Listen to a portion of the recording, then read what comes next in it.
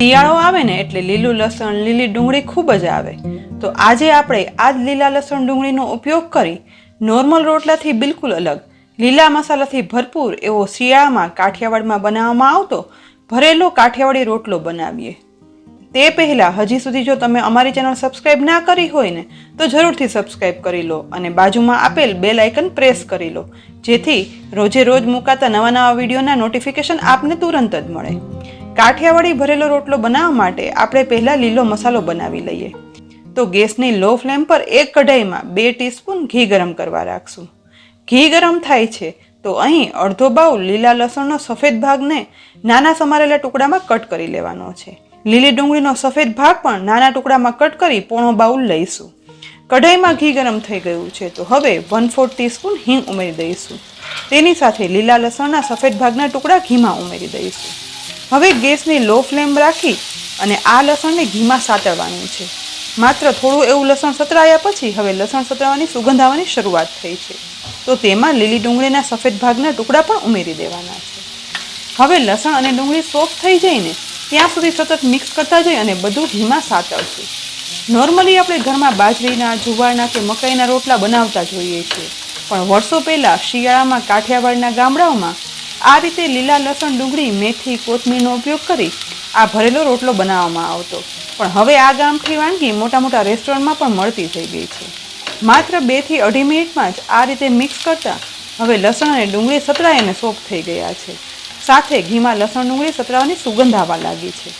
અહીં મેં અડધો બાઉલ લીલા લસણનો લીલો ભાગ એટલે કે તેના પાનના ટુકડા કરી અને સમારી લીધા છે. તે જ રીતે લીલી ડુંગળીના લીલા પાન પણ સમારી અને અડધો બાઉલ લેવાના છે. આ સાતરાતા લસણ ડુંગળીમાં લીલા લસણના પાનના ટુકડા ઉમેરી દઈશું અને સાથે લીલી ડુંગળીના પાનના ટુકડા પણ ઉમેરી દેવાના છે. હવે તેને પણ સતત મિક્સ કરતા જઈ સોફ્ટ થઈને ત્યાં સુધી સાતળવા દઈશું. લસણ ડુંગળીના પાન પણ સતરાય અને સોફ્ટ થવા લાગે છે એટલે હવે અહીં અડધો બાઉલ મેથીની ભાજી છે તે સમારી અને લેવાની છે. હવે આ લીલી મેથીને પણ સતરાતા મિશ્રણમાં ઉમેરી દઈશું. મેથીને પણ સતરાતા લસણ ડુંગળી સાથે મિક્સ કરી અને સાતળવા દેવાની છે. અહીં ધીમા ગેસે આ રીતે સતત મિક્સ કરતા રહીશું જેથી મેથી છે ને તે પણ સરસ સતરાઈ જાય અને ચડી જાય. અને આમ પણ મેથીને ચડતા જરા સમય નથી લાગતો. આ રીતે મિક્સ કરી સાતળતા અહીં હવે મેથી, લસણ, ડુંગળી એકદમ સરસ ચડી અને સોફ્ટ થઈ ગયા છે. સાથે સાથે બધું મિશ્રણ ક્વોન્ટિટીમાં પણ થોડું ઓછું થયું છે. તો અહીં મેં 4 થી 5 તીખા લીલા મરચાંની પેસ્ટ બનાવી અને રાખી છે. તો આ લીલા મરચાંની પેસ્ટ તેમાં ઉમેરી દેવાની છે. સાથે અડધી ટીસ્પૂન આદુની પેસ્ટ પણ ઉમેરી દઈશું. હવે 1/8 ટીસ્પૂન જેટલી હળદર ઉમેરવાની છે. હવે બધું એકદમ સરસ રીતે મિક્સ કરવાનું છે. આ મસાલામાં આપણે ક્યાંય પણ લાલ મરચું પાવડરનો ઉપયોગ નથી કર્યો. અહીં આમાં તીખાશ છે તે લીલા મરચાંની જ હોય છે, માટે પસંદગી પ્રમાણે વધારે કે ઓછા લીલા મરચાં ઉમેરી શકાય છે. અહીં હવે આદુ મરચાં ઉમેરાઈ ગયા છે અને પછી આ રીતે મિશ્રણમાં તેને મિક્સ કરી લઈશું. હવે છેલ્લે અડધી વાટકી સમારેલી કોથમીર ઉમેરી દેવાની છે. તેની સાથે અડધી ટીસ્પૂન મરી પાવડર ઉમેરશું. અહીં આ મસાલામાં હળદર અને મરી પાવડર ઉમેરવા બિલકુલ ઓપ્શનલ છે, પણ થોડો એવો ટેસ્ટ આવે અને થોડો બ્રાઇટ કલર થાય ને તેના માટે મેં હળદર અને મરી પાવડર ઉમેર્યા છે. હવે બધું હલાવી અને મિક્સ કરી દેવાનું છે. તમે જોયું ને કે મસાલા ભરેલા રોટલા માટે એકદમ લીલો મસાલો બની અને તૈયાર થઈ ગયો છે. પણ આ મસાલામાં આપણે ક્યાંય મીઠું નથી ઉમેર્યું અને હજી મીઠું ઉમેરવાનું પણ નથી. બસ અહીં હવે રોટલો ભરવાનો મસાલો બની ગયો છે. તો હવે ગેસ પરથી આ મસાલો નીચે ઉતારી લઈશું અને એક બાઉલમાં બધો મસાલો કાઢી લેવાનો છે. બાઉલમાં મસાલો નીકળી જાય ને એટલે મસાલો ઠંડો થવા માટે રાખીશું.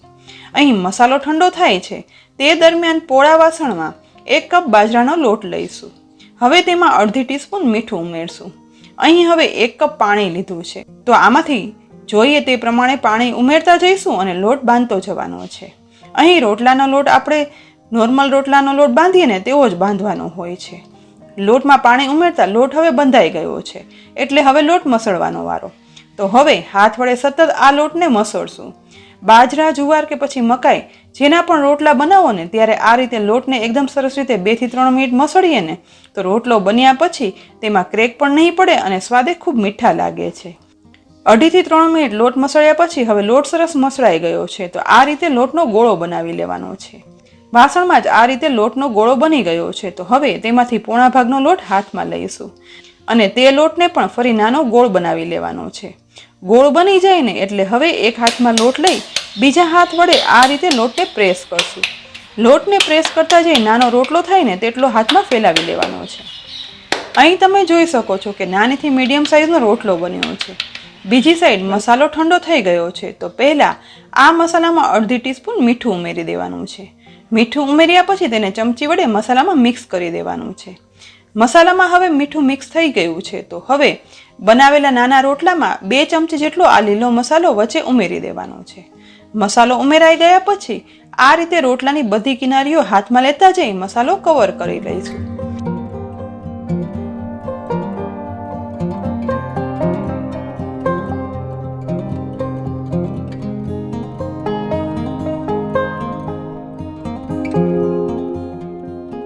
મસાલો કવર થઈ જાય ને એટલે હવે ઉપર તરફથી એકદમ સરસ પેક કરી દેવાનો છે, જેથી રોટલો શેકાતા સમયે ક્યાંયથી પણ મસાલો બહાર ના નીકળે.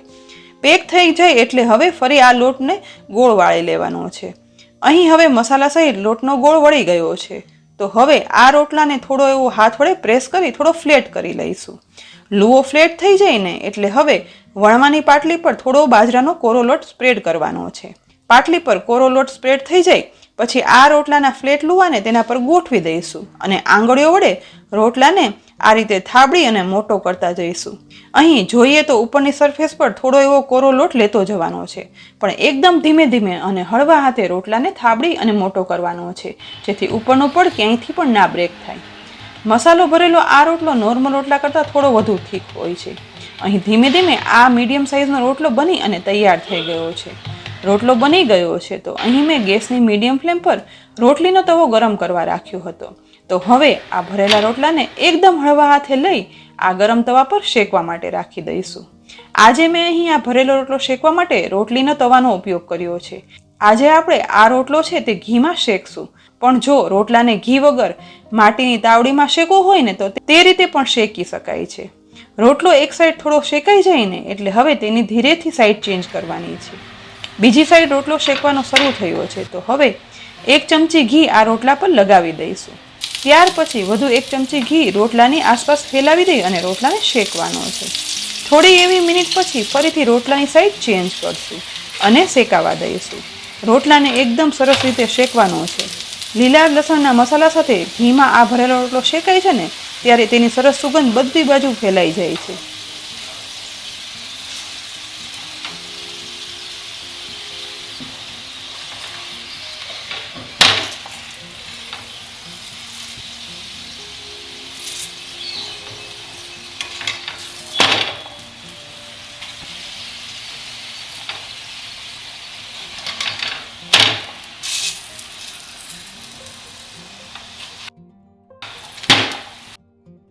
અહીં બંને બાજુ ગોલ્ડન બ્રાઉન સરસ રોટલો શેકાઈ ગયો છે તો હવે રોટલાને તવા પરથી નીચે ઉતારી એક ડીશમાં લઈ લેવાનો છે. રોટલો નીચે ઉતારી હવે ચપ્પુ વડે રોટલાનું પડ છે તે ઉપરથી કટ કરી લેવાનું છે. ઉપરથી પડ કટ કરતા અંદર જુઓ વરાળ નીકળતા સુગંધીદાર લીલા મસાલા સાથે ભરેલો રોટલો બની અને સરસ તૈયાર થઈ ગયો છે.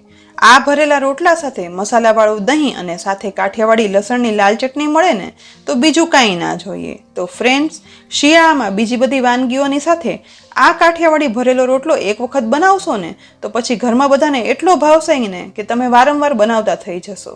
અને ઘરમાં બધાને તથા તમને સ્વાદે આ ભરેલો રોટલો કેવો લાગ્યો ને તે જરૂરથી કોમેન્ટ બોક્સમાં લખી અને કહેજો. રેસીપી ગમી હોય ને તો લાઈક કરી અને શેર કરવાનું બિલકુલ ના ભૂલતા. અને આવી જ ઉપયોગી રેસીપી જોવા માટે અમારી ચેનલને જરૂરથી સબસ્ક્રાઈબ કરશો. ફરી મળશું એક ઉપયોગી રેસીપી સાથે. ત્યાં સુધી આવજો.